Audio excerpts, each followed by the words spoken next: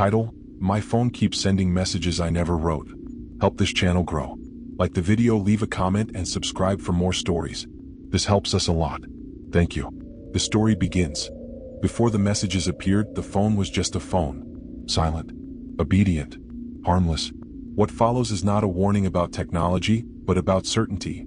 About how easily a life can be rewritten line by line. This is a true horror story about messages that were never typed, sent from hands that never moved, and a future that began arriving one notification at a time. Subscribe because this story does not end when the screen goes dark. The phone belonged to a man named Aaron, though that fact would eventually feel uncertain to him. It was a standard device, purchased from a carrier store with fluorescent lights and bored employees, sealed in plastic, activated without incident. Nothing about it stood out. It did not arrive damaged. It did not come with strange apps or unusual settings. It behaved exactly as expected, which later made it harder to accept what it became. Aaron lived alone in a narrow apartment on the edge of the city, the kind of place where the walls were thin enough to hear water moving through pipes like something breathing in its sleep. His days followed a predictable rhythm. Work, commute, late dinners, scrolling through his phone until sleep arrived without ceremony. He did not believe himself interesting enough for something extraordinary to happen. That belief would be dismantled slowly, carefully, the way rot spreads beneath intact wood. The first message appeared on a Tuesday night. Aaron was brushing his teeth when his phone vibrated on the bathroom counter. The screen lit up with a familiar notification banner. It showed a sent message not received, timestamped seconds earlier. The contact name was his sister's. The content was a single sentence, casual, forgettable, and horrifying in its simplicity because he had not written it. At first, the moment felt like a mistake, a slip of memory. He assumed he had typed it earlier and forgotten. Fatigue could do strange things. He rinsed his mouth, wiped the mirror, and picked up the phone with the intention of checking the conversation history. The message was there, exactly where the notification said it would be, sitting beneath older messages he remembered sending weeks ago. The wording was familiar, written in his style, using a phrase he often used. That made it easier to dismiss. That made it easier to lie to himself. He put the phone down and went to bed. The following morning, his sister replied. Her response was brief, confused, asking what he meant and why he was messaging her so late. Aaron stared at the screen longer than necessary. He felt a faint unease, like a distant pressure behind the eyes. He typed a clarification, explained it was nothing, and moved on. The incident faded into the background of his mind, categorized as human error. The second message arrived 3 days later. This time it was sent to a coworker. The content was more specific. It referenced a conversation they had earlier that day, including a detail Aaron remembered clearly because it had embarrassed him. The message was timestamped at 2:14 a.m., a time when Aaron had been asleep, his phone plugged in across the room. When he saw it the next morning, the unease returned sharper, colder. He checked his phone's activity logs. No anomalies. No unknown access. No evidence of remote control or compromised accounts. The device showed no signs of malware. Everything was clean. Everything was normal. That was the problem. Aaron began to feel watched, not in the dramatic sense of eyes in the dark, but in the intimate way of being known. The messages did not feel random. They felt informed. They referenced his habits, his thoughts, his private frustrations. They were written in his voice with uncomfortable precision, mimicking his cadence, his punctuation, even his tendency to end sentences with periods instead of emojis. It was as if the phone understood him better than he understood himself. Over the next week, the messages increased in frequency. Always outgoing. Always sent while Aaron was occupied or asleep. Always plausible. He started receiving replies from people asking about things he did not remember saying. Plans he did not remember making. Opinions he did not remember expressing. Each explanation he offered sounded weaker than the last, even to himself. He stopped sleeping well. He began checking his phone obsessively, scrolling through sent messages, searching for gaps in his memory. He tried keeping the device on airplane mode at night, but woke to find messages queued and sent the moment the signal returned. He powered it off entirely once, only to find it powered on again by morning, battery drained, messages sent during the hours he was unconscious. The rational explanations collapsed one by one. He considered sleepwalking, but the phone was often untouched, left in places he would have had to deliberately move it from. He considered carbon monoxide poisoning, installed a detector, found nothing.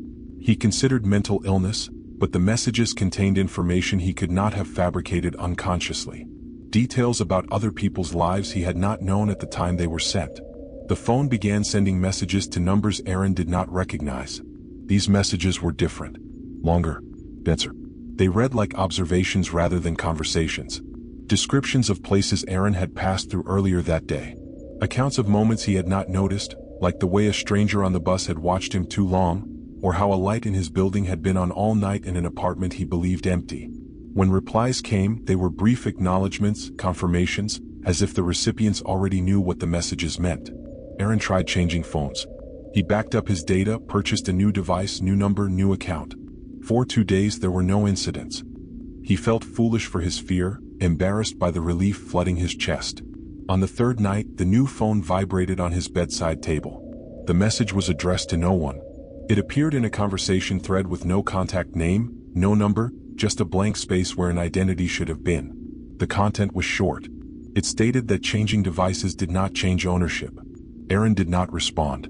He turned the phone face down and left the apartment, walking until dawn, sitting in a cafe watching people move past the windows like figures in a film. When he returned, the phone was exactly where he had left it. There were no new messages. The silence felt intentional. From that point on, the messages began anticipating events. They described things before they happened. Minor things at first. A package arriving early. A power outage on his block. A meeting at work being canceled. Each prediction arrived hours in advance, sent from his phone to himself, appearing as notes he had supposedly written. When the events occurred as described, Aaron felt something inside him erode. The future was no longer abstract. It was pre-written, delivered to him in fragments he did not ask for. He tried documenting everything. He kept a handwritten journal, noting times, dates, circumstances. The journal became his anchor, proof that he was still present, still capable of observing reality independently. One night, after a particularly vivid message predicted a minor accident he narrowly avoided, Aaron opened the journal to write about it. He found an entry already there, written in his handwriting, describing the incident in past tense. The realization was slow and devastating. It was not just the phone. The messages began referencing the journal. They quoted passages before he wrote them. They corrected details, refined descriptions as if editing his experience in real time. Aaron stopped writing. The messages adapted, filling in the gaps, narrating his days with increasing authority. They described his emotions more accurately than he could articulate them himself. They described his fear without embellishment. By the end of the first month, Aaron no longer tried to stop the messages. Resistance only seemed to make them more intrusive. He stopped explaining himself to others, withdrew from conversations, allowed relationships to decay quietly. The phone had become the most consistent presence in his life, the only thing that seemed to understand the pattern emerging beneath the chaos. The messages ended each night with summaries. Not predictions, not observations, conclusions. They framed his choices as inevitabilities, his actions as responses to stimuli already accounted for. Reading them felt like watching his own autopsy performed in advance, each layer peeled back with clinical interest. One evening, a message appeared that differed from the rest. It did not describe the future or the past. It described a transition. It stated that the messages were not being sent to communicate, but to align. That language disturbed Aaron more than anything else had. Alignment implied correction, adjustment, the removal of deviation. He began to wonder how much of himself remained unaltered. The phone vibrated again, and this time the message did not appear on the screen. It appeared as a thought, fully formed, identical in tone and structure to the others. Aaron realized with a sinking certainty that the device was no longer necessary. It had served its purpose.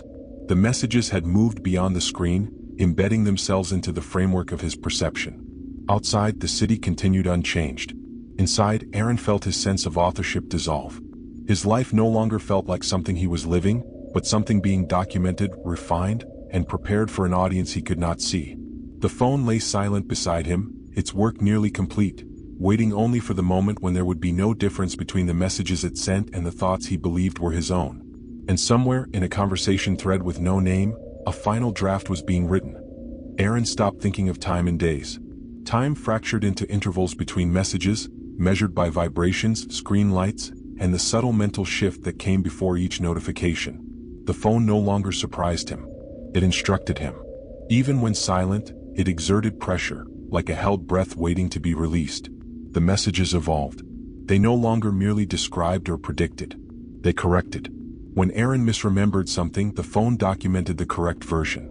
When he felt anger that was disproportionate, the messages reframed it as statistical inevitability. When he considered acting against the pattern that was forming around him, the phone recorded the attempt before it happened and marked it as unsuccessful. The language grew colder, more precise. It stripped events of emotion and reduced them to outcomes. Reading them felt less like reading his own thoughts and more like reviewing a case file compiled by something that had studied him extensively and found him lacking originality. Aaron began noticing gaps in his awareness. Entire hours passed without memory. He would find himself standing in a room without recalling how he entered it, holding objects he did not remember picking up. The phone always knew. It logged everything he forgot, filling in the missing segments with sterile summaries that left no room for interpretation. According to the messages, nothing unusual was happening. According to the messages, this was expected. He attempted one final act of resistance. He left the phone behind and took a train to a neighboring city without informing anyone. He paid cash. He avoided cameras where he could. For a few hours, the absence of the device felt liberating, like the return of silence after prolonged noise. His thoughts felt slower, less organized, but undeniably his. Then he saw his reflection in the train window and felt the certainty evaporate. The reflection moved a fraction of a second before he did. The phone was waiting for him when he arrived at a cheap hotel room he did not remember booking. It sat on the small desk beside the bed, powered on, screen lit, battery full. There was a message already open, unsent but complete, written in his style but not by his hand. It documented his journey in exact detail, including moments he had believed unobserved. Aaron understood then that distance meant nothing. The phone was no longer an object he carried. It was a reference point, a template. Wherever he went, it followed not as hardware, but as an organizing principle imposed on his existence. Sleep became dangerous. When Aaron slept, the messages multiplied. Entire threads appeared by morning, written to recipients he could not identify, cataloging his dreams with unnerving accuracy. They did not interpret the dreams symbolically. They treated them as raw data, extracting patterns, cross-referencing recurring imagery, noting deviations. One message stated that his subconscious resistance was diminishing. Another stated that full synchronization was approaching. Aaron stopped checking the messages directly.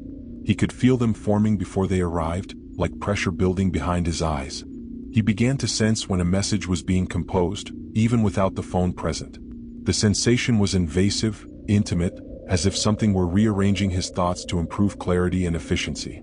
His environment responded accordingly. Objects appeared where he needed them before he realized the need. Doors unlocked when he approached. Traffic signals shifted to accommodate his movement.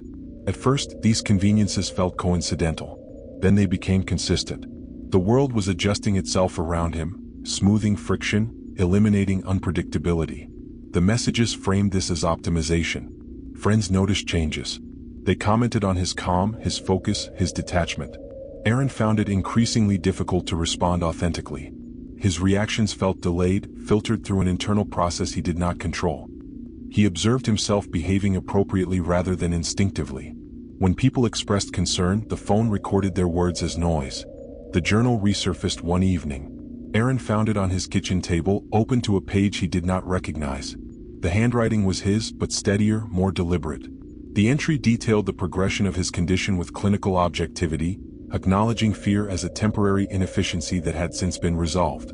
The final line stated that resistance had been useful only as a metric. He burned the journal in the sink. The smoke alarm activated. The phone documented the event, noting that the loss of the journal did not impact data integrity. The messages began to address Aaron indirectly, referring to him in third person.